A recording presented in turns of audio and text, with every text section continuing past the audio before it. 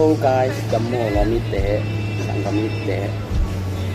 Ini ben amasai na Happy Mother Day semua. Kemudian ini kunding kita na kuam berun nute kipo di tungai mak.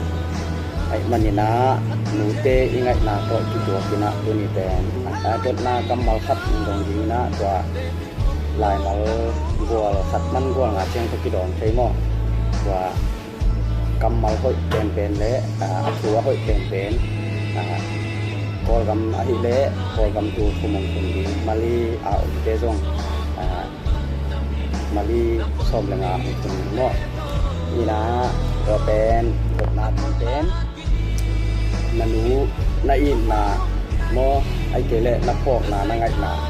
wa lai mal gua nga chiang mo gua khat yong kinga gua khat man gua nga kita gua to on dong in la comment nak mo comment pan wajang ahoy pen ken ahoy pen kasak de phong nam ba tong yen ding na ken to pan phong som phong di mundang om te dong mo Singapore te phong jong on gong ngai nga yun la ahoy pen phong som phong sang ni